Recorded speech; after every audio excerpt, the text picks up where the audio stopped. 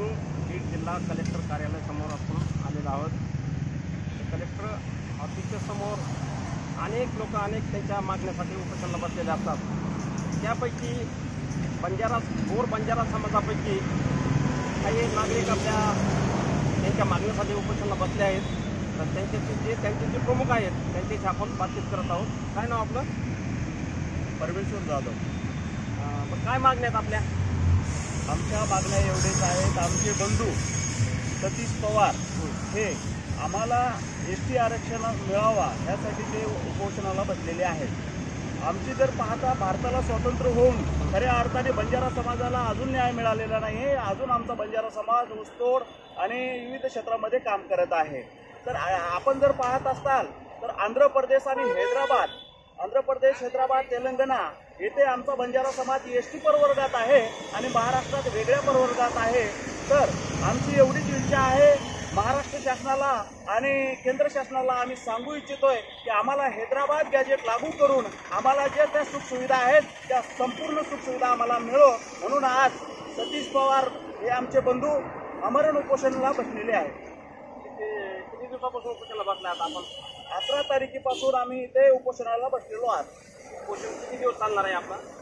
जोपर्यंत शासन याची दखल घेत नाहीये तोपर्यंत हे उपोषण चालूच राहणार आहे। आपल्या जे तुमच्या समाजाला कोणकोणत्या राज्यामध्ये एसटी आणि एसटी म्हणजे तुमचं एसटी आणि कोणत्या प्रवर्ग लागू होते? उदाहरणार्थ तेलंगणा, आंध्र प्रदेश येथे आमचा प्रवर्ग जे आहे बंजारा समाज, आमची चाली, रीती, वेशभूषा, भाषा सर्व एकच आहे। तिथले जे बंधू आहेत आमचे ते एसटी प्रवर्गात आहे। आपल्या भारत देशामध्ये एकूण किती समाज आहेत टोटल सांगू शकाल माहिती? समाजाविषयी म्हणजे बंजारा समाज आमचा बंजारा एकच समाज आहे, पण तो विविध राज्यामध्ये वेगवेगळ्या प्रवर्गामध्ये टाकण्यात आलेला आहे। महाराष्ट्रामध्ये कोणत्या प्रवर्गामध्ये आपला समावेश झालेला आहे? विजय म्हणून आमचा समावेश झालेला आहे आणि केंद्रामध्ये ओबीसी म्हणून समावेश झालेला आहे। किती टक्के आरक्षण आहे महाराष्ट्रामध्ये? आपल्याला आम्हाला आता 3% आरक्षण आहे। समाज एकूण किती टक्के आपला महाराष्ट्रातला? महाराष्ट्रात जर पाहिला समजा आपला समाज, आमचा समाज कमीत कमी 10% आहे।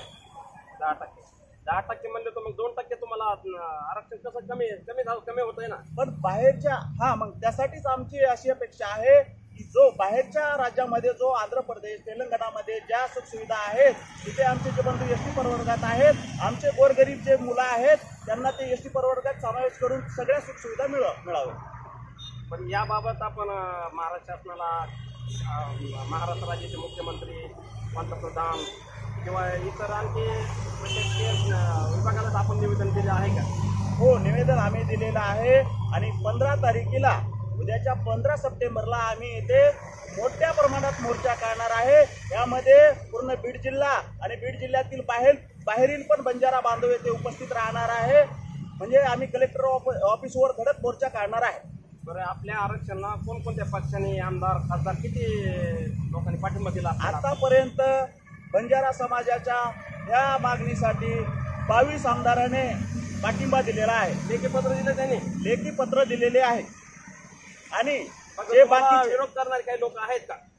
या आरक्षण तुम्हाला मिळू नये कारण एसटी प्रवर्गामध्ये तुमची जी मागणी आहे याला विरोध कोणाचा आहे का?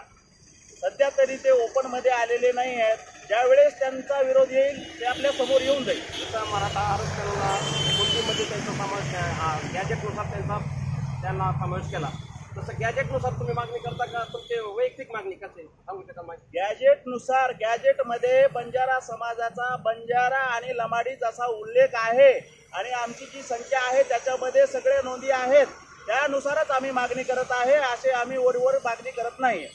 तरी गॅजेटची प्रत आपल्याला कधी मिळाली? जेव्हा मराठा समाजाला गॅजेट शासन लागू करतोय तर मग बंजारा समाजाला का नाही? जसं मराठा समाजाला कुणबी आरक्षणमध्ये समावेश केला, त्यांना अनेक ओबीसी प्रवर्गातून अनेक जातीचा त्यांना विरोध होतोय, तसं तुमच्या प्रवर्गाला आणि काय विरोध होतोय का असं याबद्दल? असा विरोध अजून काही समोर आलेला नाहीये। जरी विरोध झाला तरी आमचा जो हक्क अधिकार आहे आम्ही तो घेतल्याशिवाय शांत बसणार नाही। कायदा आणि नियमानुसार तुम्ही मागणी करत आहात? यस। तर याबद्दल काही रिट दाखल वगैरे काय केलंय का तुम्ही?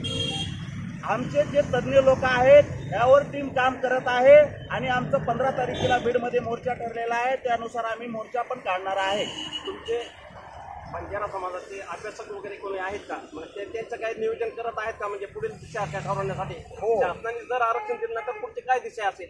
लवकरच ते पण तुम्हाला समजून जाईल. आम्ही प्राथमिक लेवलचे ज्या गोष्टी ज्या शासनाच्या नियमानुसार आहेत त्या आम्ही करत आहे. जर समजा ह्यामध्ये न्याय नाही मिळाला ती पण गोष्ट ओपन होऊन जाईल.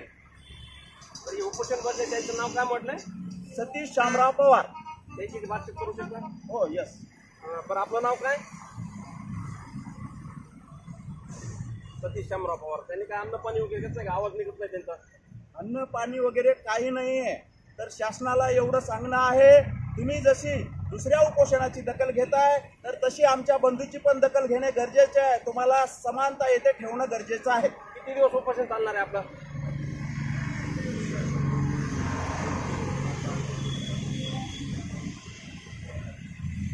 शासन जो पण तुम्हाला न्याय देत नाही, निर्णय देत नाही, तोपर्यंत तुम्ही उपोषण चालू ठेवणार.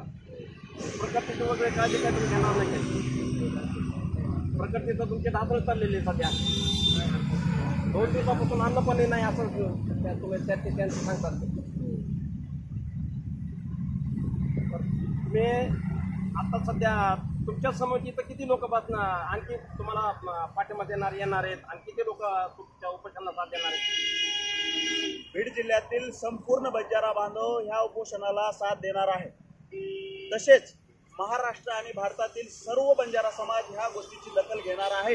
कारण हा जो उपोषण आहे हा गोरगरीब मुलांसाठी आणि बंजारा समाजाच्या हितासाठी, भविष्यासाठी आहे. काय नाव म्हटलं आपलं? परमेश्वर उत्तम जाधव. ठीक आहे, माहिती दिल्याबद्दल धन्यवाद. एक्सप्रेस न्यूज भारत, बीड जिल्हा संवाददाता डॉक्टर RK आरसू, बीड, महाराष्ट्र. नमस्कार.